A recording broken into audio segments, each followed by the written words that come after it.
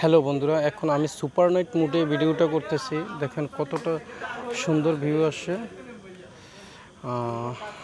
Super night মুডে দিলে আসলে ভিউটা যেরকম আসে। আমি একটা মসজিদের ভিডিও করতেছি।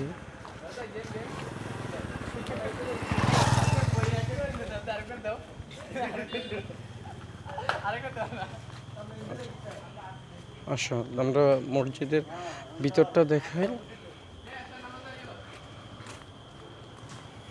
এই যে মসজিদের ভিতরটা, মসজিদের মানে গেটের ভিতরে ঢুকে আমি ভিডিওটা করতেছি। এই যে মসজিদের মেম্বার, বড় একটা মেম্বার আছে আর এইদিকে ছোট মেম্বার।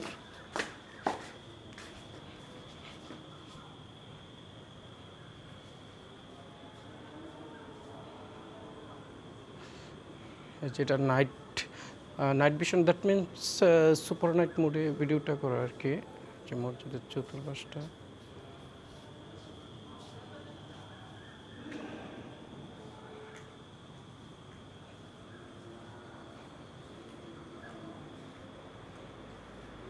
মসজিদের ভিতরটা,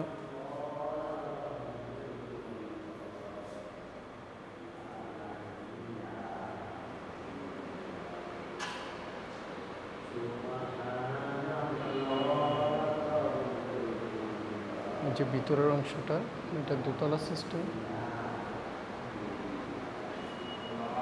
মানুষ আমলরত অবস্থা।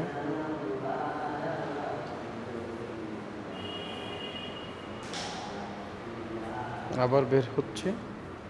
আচ্ছা, দোতলা ওঠার যে সিঁড়িটা, এটা মূলত মহিলাদের জন্য নামাজের স্থান দিয়েছিল।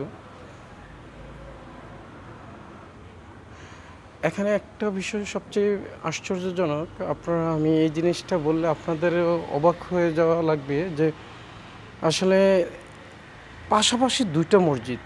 এখানে এই বিষয়টা হচ্ছে সবচেয়ে মজার, যে আসলে মজার না, তার চাইতে বেশি কষ্টদায়কও বলা যায়। যে আসলে মানুষের মধ্যে সম্প্রীতি বা ভ্রাতৃত্বের বন্ধনটা কতটুকু জোরালো সেটাও কিন্তু বোঝা যায়। যে আসলে পাশাপাশি দুইটা মসজিদ, এক যদি মানুষের মানে জায়গা না হতো একটা মসজিদে, যে আচ্ছা ঠিক আছে ওটার সম্প্রসারণ করে জায়গার ব্যবস্থা করতে পারতো, কিন্তু এই মসজিদে আসলে দেখা যাচ্ছে কি 3 কাতার মানুষ হয়, 2 কাতার মানুষ হয়। দেখেন পাশাপাশি মসজিদ, এই যে এই মসজিদটা আর এই এখানে একটা মসজিদ, ওই যে আপনারা দেখতে পাচ্ছেন একটা, এই যে দেখাচ্ছে বন্ধুরা, অর্থাৎ পুকুরের এপার আর ওই পার এই যে মসজিদটা। এটা সুপার নাইট মোডে ভিডিওটা করা তো।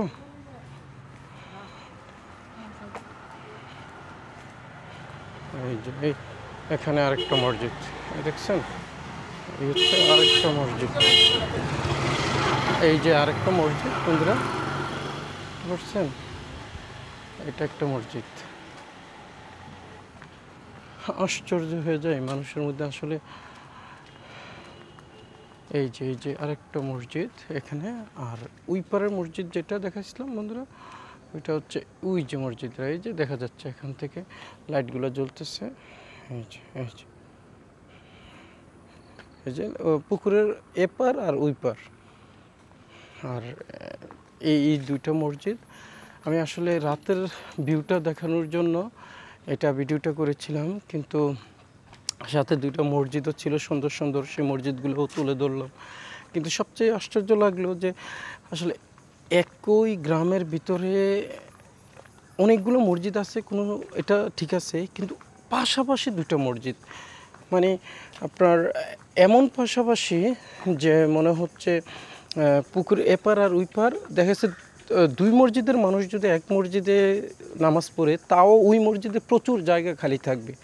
কিন্তু কেন এই বিভেদ, মানে কেন এরকম, এটাই খুঁজে পাওয়া যাচ্ছে না, এই রহস্যই খুঁজে পাওয়া যাচ্ছে না। যাই হোক বন্ধুরা, এটা তাদের পার্সোনাল ইস্যু। তারপরে আমি বললাম বিষয়টা, নিজেরও খারাপ লাগে একজন মানুষ হিসেবে, যে আসলে অথবা একজন মানে ইসলাম ধর্মের অনুসারী হিসেবে, যে আসলে মানুষের মধ্যে যে সম্প্রীতি বা ভ্রাতৃত্বের বন্ধনটা কোথায় গিয়ে দাঁড়িয়েছে। ওকে বন্ধুরা, ভালো থাকবেন। পরবর্তীতে কথা হবে অন্য কোথাও অন্য কোনো প্রসঙ্গে। ওকে, আল্লাহ হাফেজ।